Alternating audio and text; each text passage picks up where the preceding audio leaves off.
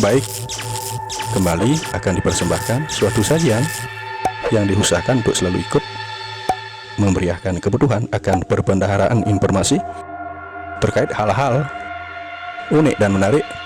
Khusus untuk kali ini, persembahan video info yang akan dipersembahkan yakni seputar kisah mistis yang sampai saat ini dianggap suatu mitos, yang mana juga hal ini cukup membuat penasaran banyak warga di banyak tempat, tak terkecuali warga di Pulau Dewata Bali, pulau yang khas dengan nuansa kesakralan serta uniknya tradisi berdasar balutan filosofis dengan bercorak Hindu di dalamnya.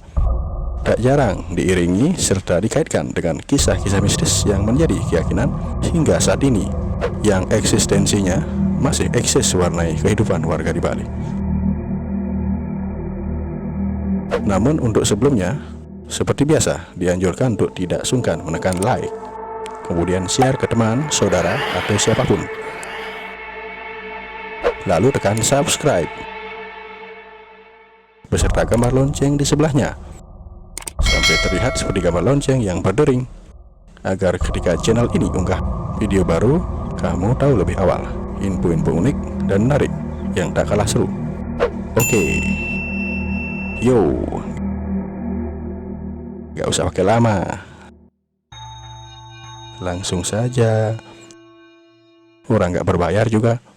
Canggihnya peradaban, ilmu pengetahuan, dan teknologi zaman sekarang tidak membuat suatu keyakinan akan hal-hal yang sulit diterima nalar akal sehat luntur begitu saja.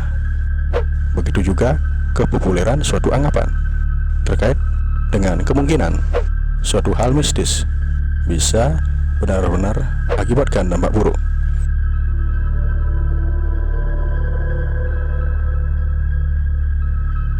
Terlebih hal-hal demikian telah diyakini secara turun-temurun. Kerap kali salah satu mitos yang diucapkan banyak warga yakni terkait akibat dari tindakan berdiri atau bahkan duduk di ambang pintu, yang nantinya diyakini akan berdampak susah jodoh dan rezeki. Dikatakan juga nantinya akan susah saat proses melahirkan bagi seseorang yang tengah alami kehamilan, yang intinya dulu bagi seorang wanita sangat dilarang duduk di dekat pintu tepat pada ambangnya oleh tetua saat itu, sebab peristiwa mistis diyakini akan menimpa wanita tersebut yang nantinya berdampak buruk, yakni sampai akibatkan jatuh sakit, semisal kesambat, yang juga tak lain karena diyakini ulah dari makhluk halus yang tak kasat mata berasa terhalangi, serta sakit hati ketika mau lewat jalannya dihalangi. Jika dipikir-pikir secara logika, memang terasa aneh. Namun hal-hal demikian masih banyak dipercaya hingga saat ini, yang kemungkinan orang terdahulu bermaksud baik untuk mendisiplinkan seseorang, yakni anak-anak. Hal demikian memang berbeda bila dibandingkan dengan cara atau gaya mendidik anak-anak di waktu sekarang. Seperti mitos yang disebutkan tadi, terdapat penjelasan yang tidak bisa diterima oleh akal sehat, yakni terkait seseorang perempuan yang dulu dilarang berdiri dan duduk di ambang pintu. Hal itu disebabkan karena akan menyulitkan atau halangi orang lain yang bertujuan untuk keluar masuk pada pintu suatu rumah. Kemudian terkait dengan larangan bagi ibu hamil yang dulu senang duduk atau berdiri terlalu lama di ambang pintu rumah, itu karena secara medis akan berpotensi derita gejala flu yang ditularkan melalui udara, yang hembusan udaranya sangat mungkin dirasakan kencang menerpa tubuh. Sebab bila ibu dalam kondisi hamil, saat itulah imun atau daya tahan tubuhnya tidak stabil, yang mana imun tubuhnya cenderung lemah.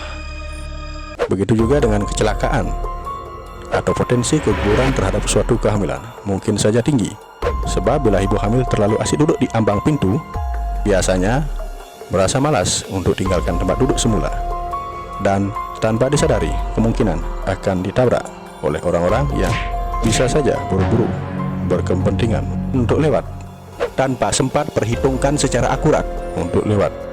Jika sampai lewatnya itu dengan cara langkahi ibu hamil tersebut, yang mana dalam hal ini ditakutkan sampai mengenai areal tubuh sensitif yang berpengaruh terhadap risiko terjadinya keguguran.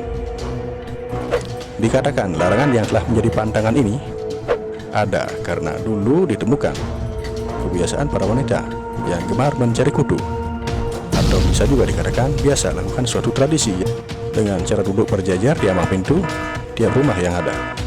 Karena kebiasaan yang di dalam pelaksanaannya itu dirasa rugikan orang lain, berlangsungnya secara turun-temurun, maka dibuatlah pantangan agar tidak jalankan tradisi tersebut di tempat-tempat yang dianggap mengganggu kepentingan orang lain, seperti sampai halangi dan sulitkan orang lain di dalam aktivitas keluar masuk pada pintu di suatu rumah. Baik, sampai di sana dulu. Dalam hal ini si penyampai tanpa bermaksud untuk sok tahu, apalagi sampai mengarang-arang cerita yang disampaikan tadi. Demikian akhirnya sedikit informasi yang telah si penyampai sampaikan terkait dengan kisah mistis yang diyakini berdampak buruk pada kehidupan seseorang yang sampai mengalaminya, yang sebenarnya susah bila ditimbang-timbang secara akal sehat. Namun dalam hal ini berkembang dengan anggapan bahwa hal tersebut tak lebih dari mitos yang mengandung pesan edukasi untuk disiplinkan seseorang. Mudah-mudahan berkenan. Singkatnya, semoga bermanfaat. Apabila terdapat suatu hal yang kurang berkenan, beribu-ribu maaf si penyampai sampaikan dari hati yang paling dalam. Sebab si penyampai menyadari bahwa si penyampai ialah manusia biasa yang tak luput dari kesalahan-kesalahan maupun dosa, dan tak ada apa-apanya di hadapan Tuhan yang memiliki segala kuasa. Akhir salam. Om Shanti Shanti Shanti Om.